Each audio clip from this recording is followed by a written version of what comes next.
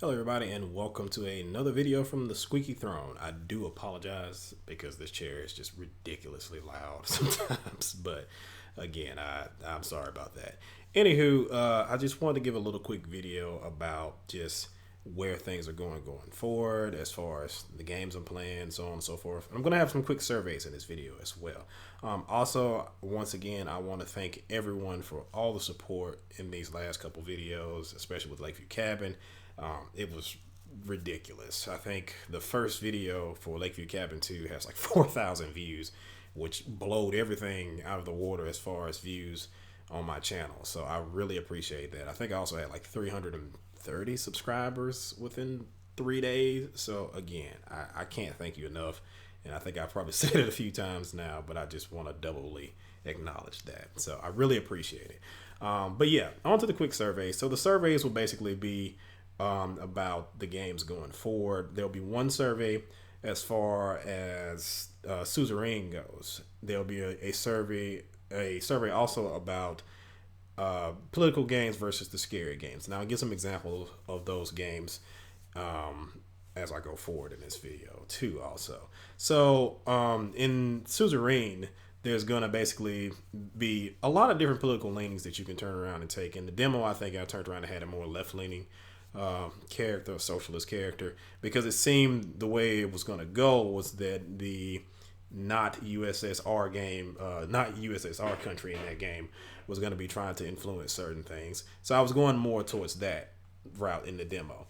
But in the full game, there's going to be a lot of different routes that you can have as far as, trying to take over power. There's even what it seems like to be a fascist faction as well. So that's also something that I would like to do in my spare time or whatever. Explore that pathway also. Or maybe you guys will vote for it in the survey. So who knows? But it's going to basically be this. It'll be authoritarian left, authoritarian right, a more democratic left, a democratic right, or just kind of play it center. Just turn around and just play it straight middle of the road and everything like that. As far as the authoritarian left and authoritarian right goes, is basically trying to seize complete power as a either left-leaning character or as a right-leaning character. So there's that. And of course, as far as the democratic parts go, where you just try and be president. You just try and be a good upstanding president with either left leanings or right leanings. Either one, I don't care. I'm definitely going to play all the paths on the game, but I just want to get a good sense of what people want to see starting off.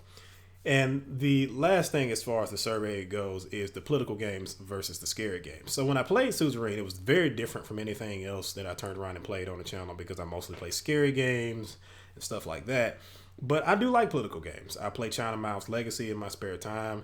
I play Crusader Kings in my spare time. I don't know what the hell I'm doing in that game, but I do play a lot of political games in my spare time. So as far as political games go, just to give you an example, it'll be games like, once again, China Mouse Legacy, the political process. I've been delving into that here recently. I really enjoy that game because it is so deep. It is so deep.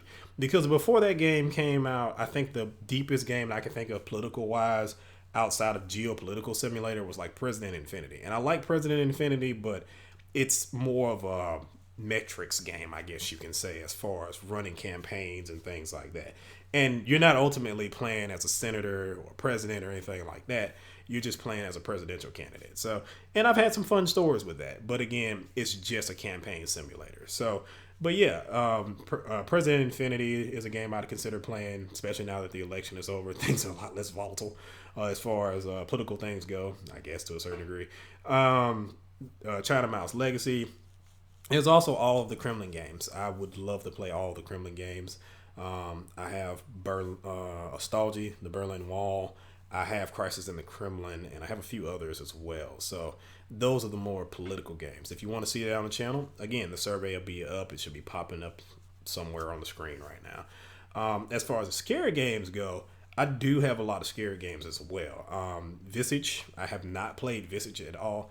I will warn you, though, I have seen playthroughs of Visage. Now, I don't remember enough to actually know the story per se, and the only thing I really remember about that game was, of course, the family getting killed at the beginning.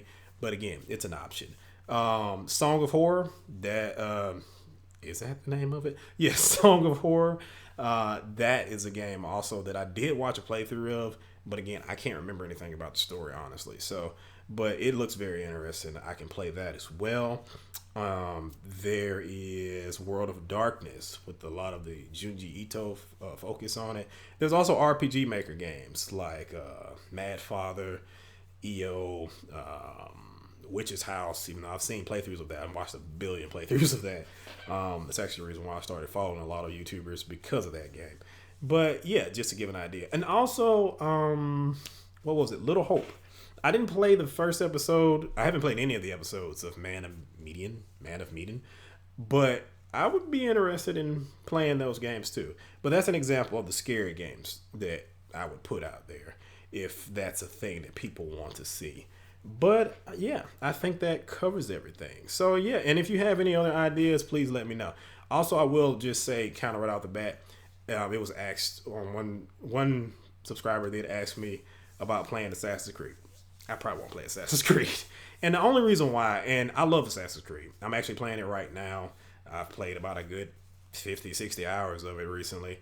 But it's a long game. It's a really, really long game.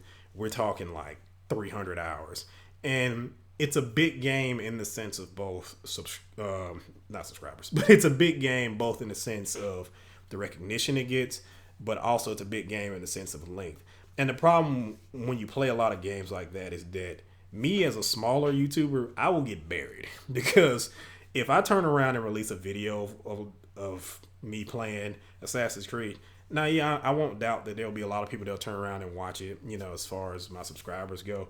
But as far as YouTube promoting it, there's a billion other people playing it. So, and YouTube is going to put priority on those viewers or those YouTubers as opposed to, the smaller YouTubers and stuff like that. So me as a smaller channel, it doesn't benefit me at all to turn around and try and play these bigger games. Now, granted, I like the game, I really do, and I would love to play it. But again, it's one of those big games, and big games are not a good thing for me to play.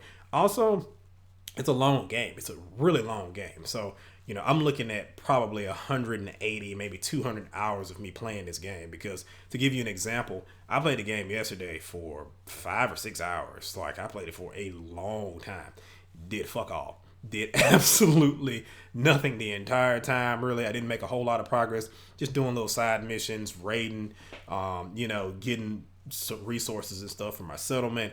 But that's just nothing done, nothing gained or whatnot. So, and if I turn around and record that takes away time from me recording other games, because of course I can't turn around.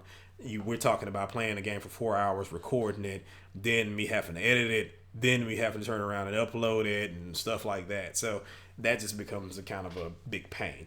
And the same goes for Cyberpunk. And again, I really hate it because I really like Cyberpunk. I would really love to play it on the channel, but it's one of those things where, again, it's a big game. It has a lot of content in it, and there's going to be a million YouTubers playing it. So, and streaming it on Twitch. This is also one of those weird cases where I wish I could stream, and I am looking into trying to stream and stuff like that, but I'll get into that at another time. So right now it's a little hard for me to turn around and stream, mainly because the internet that I have sucks balls. So there's that. But yeah, like any other game suggestions, I'll be more than happy to take some of the RPG Maker games. Yeah, I would love to turn around and play those. Scary games, I'm all for it. Political games, I'm all for it. And also just know that when it comes to the political games, I don't care about the political leanings, honestly. I have my political leanings, you have yours. It's not a big deal for me. So, it doesn't bother me either way. I would like people to be respectful as far as, political leanings go, and it not spiral out of control in the comment section, because, I don't want it to turn into a bad time for everybody else. So, yeah, I think that pretty much covers everything. If you have any questions, comments, concerns, please leave them in the bottom of in the comment section. I'll address them as much as I can. I'm always around. I get these updates on my phone and stuff, and so on and so forth. So yeah, if you have any questions, comments, concerns, just leave them. Thank you for watching. See you in the next one.